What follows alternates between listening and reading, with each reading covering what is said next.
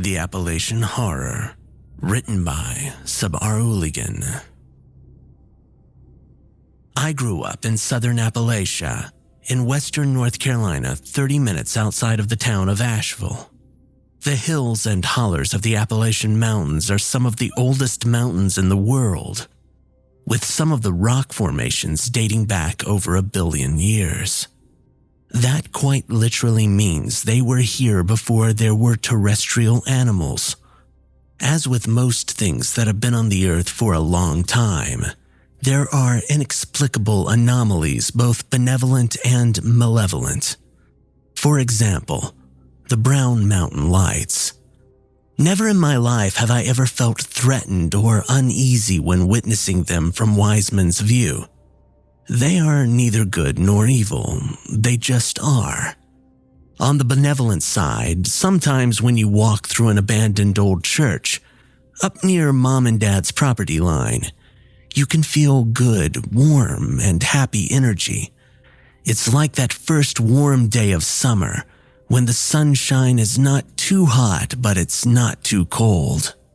Well, this story is not about one such anomaly. It's about something that was definitely malevolent. About a decade ago, I was in night school up at AB Tech, going to school for automotive mechanics. I would go into class at about 2 p.m. after I got off my part-time job, and I would end up getting home at about 10:30 p.m., depending on traffic.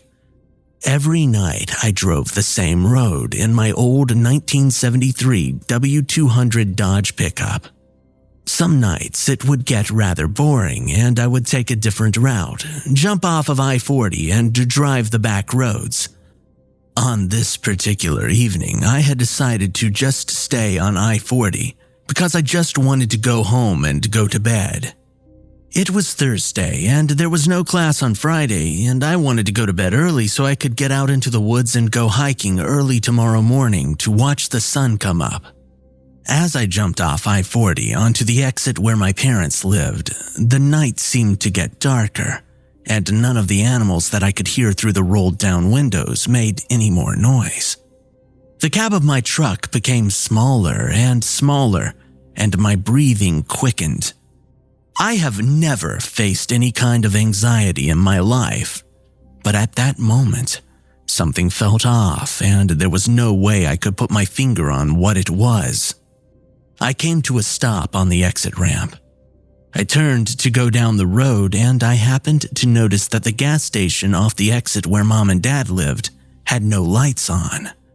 They were a 24-hour truck stop and always had lights on, but I didn't think about it again after noticing. I just chalked it up to the power being out, but I couldn't shake the feeling that something was definitely askew. I slowly shifted through my old truck's gears, not wanting to make any more noise than an old pickup already did. I leaned over my steering wheel to look up at the moon through the windshield, and there were barely any stars visible, which was way out of the ordinary. If you've ever been to Appalachia, primarily the sparsely populated areas where I'm from, you can see the Milky Way on clear nights. An absence of stars back home is only due to cloud cover or whatever went on this particular night. As I rounded a particularly sharp left-hand curve and chugged through a straight stretch before the next right-hander, I looked at the ancient, decaying barn I always gazed at when riding that stretch of road. I thought about how long that thing had been here, how many advancements and the progress of civilization that it had seen. For the split second that my gaze wandered, a very large, sickly-looking dog ran out in front of my truck, no more than 10 feet in front of me. Old Betsy was a good truck, but she didn't stop well. Thump, thump. I heard the fence post that I had left in my truck bounce up out of my bed and then back into it as I slid to a stop. My first thought was, oh God, now I have to go tell these neighbors that I ran over their dog. That doesn't go real far with people around here. It can really set them off, depending on the dog and the person.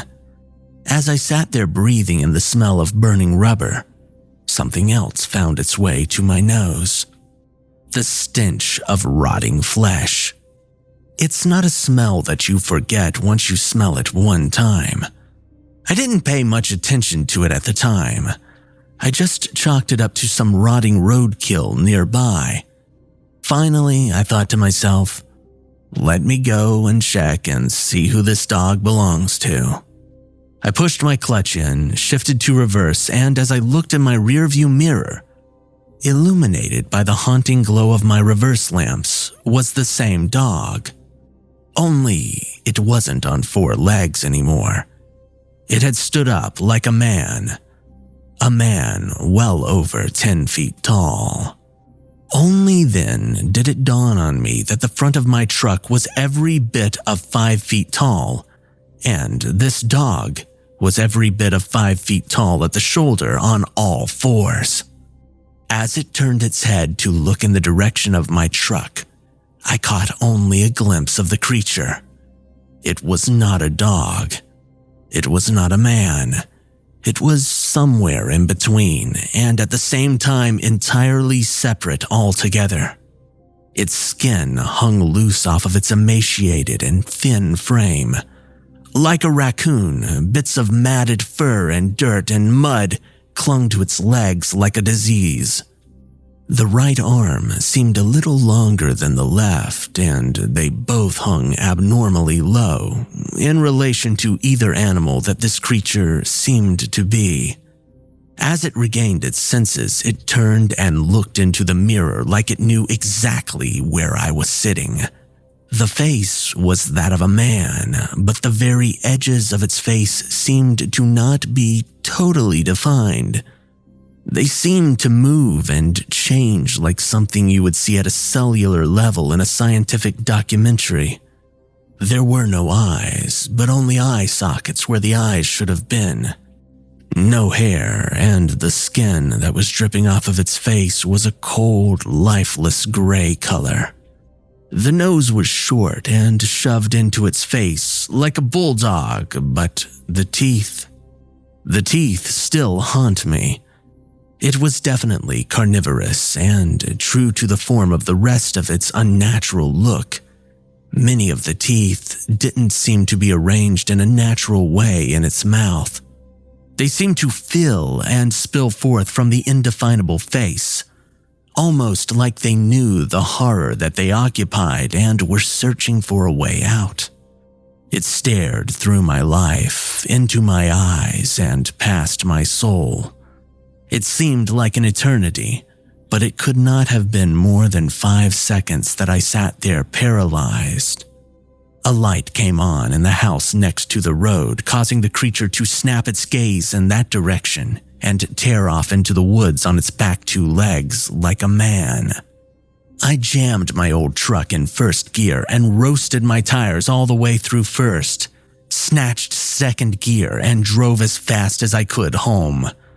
When I got to the house, both of my parents were asleep. I went downstairs to my bedroom and loaded every firearm I possessed and locked all the doors. I couldn't wake them up. I mean, who would believe that? And at 10:30 on a Thursday night? The basement was eerily quiet that night. Even their dogs that got up to raise hell at outside animals at all hours of the night were dead silent. The old post and beam house didn't even creak or pop that night, as was usual. At about 3 a.m., I started to finally get drowsy, and as I went to lay my head down to get some sleep so that I could still attempt to go hiking the next morning, I smelled the stench of death again. It was faint at first, but it was definitely there. I thought to myself, "You're just going crazy. None of that was real." But as I dwelt on it, it became more and more noticeable until it filled my entire basement. My dad has a home office in the basement with 2 large glass doors that face Pisgah National Forest, an impenetrable 500,000-acre woods. I finally worked up the courage to walk out of my bedroom and into the basement living room with my little tactical 12-gauge loaded, tack light on. I covered the flashlight with my hand so as not to make my presence known until I needed to. And as I turned right out of the living room into my father's office, I shined the light through the glass doors, and at the edge of the woods, there stood the creature. It was motionless. It stared right into the light, unafraid, with those soulless sockets devoid of eyes. I quickly covered my tactical light, ran into the living room, flipped on the outdoor floodlights, and, to my surprise, it was no longer standing at the edge of the woods, but between the house and the edge of the woods, still motionless. I swung the door open and fired every round I had in its direction. I must have scored a couple of hits because it screeched an unearthly scream, like that of a woman being slaughtered as it took off into the woods. The dogs went crazy. Mom and Dad woke up asking me what I was doing. I told them that a bear had gotten into the trash and I was scaring it away. They didn't believe me, but I knew they wouldn't believe the truth either. I didn't sleep that night or any time until the following Sunday. Everything seemed to return to normal, and I didn't think about the creature again until I met my wife about 6 years later. Her mother's house sits at the mouth of the holler, no more than 4 or 5 miles up the road from my mother and father's. Up on the side of the holler, there are kennels for her brother's hunting dogs, no longer in use and haven't been in years, but the fence is still there and the concrete pad is still there. It's a thing of great use when you need to quarantine an animal. Her Great Pyrenees had gotten into a tussle with a raccoon, which of course he destroyed. But his rabies vaccination had lapsed, so we had to keep it quarantined for a time. It didn't bother him, he kind of likes solitude. This particular night that we were coming home from a movie date in a neighboring town was the last night of quarantine for him. So we walked up the trail using our phone flashlights to get to the kennel, and there he sat, patiently waiting, tail wagging, happy to see us. We put him on a leash and started walking back to the house with him. As we were walking back through the darkness, I started to feel the same feeling I had felt the night that I hit the creature in my truck. I didn't say anything so as not to alarm my wife. But then, the smell came wafting in on the breeze. She jokingly asked me, "My God, what did you eat? You stink." I half laughed, not being able to fully appreciate the joke for the horrors that raged within my mind. She immediately caught on and asked me what was wrong, to which I could only reply, "I'll tell you later." She grew up in the woods and around hunting and things of that nature her whole life, so she knew what I meant. She knew we were being watched by something. When we could see the lights of the house from the trail to the kennel, we heard it. There came barking from the kennel that sounded just like the Great Pyrenees that we had on a leash next to us. It was a perfect imitation. The Pyrenees, being a guard dog, immediately sensed that something was wrong, so he turned to face the danger, belting out deep barks and growls in that direction. I don't know if you've ever had to drag a 150-pound dog, but it sucks and is no easy task. I'm 6 feet tall and 240 pounds, and it was all that I could do to get him back to the house. The barking never ceased the entire time we were running towards the house. In fact, it seemed to grow closer and closer until it seemed like it was coming from inside my own head. My wife's mother heard the commotion and flipped on the floodlights as we made it into the fenced-in yard. Then I caught a glimpse of something coming to a dead stop at the end of where the light reached, wheeling around and tearing off back into the darkness. My wife looks at me and goes, "You want to tell me what that was?" To which I replied, "Yes, but let's go inside." I told her the story, and she listened intently, hanging on to every word.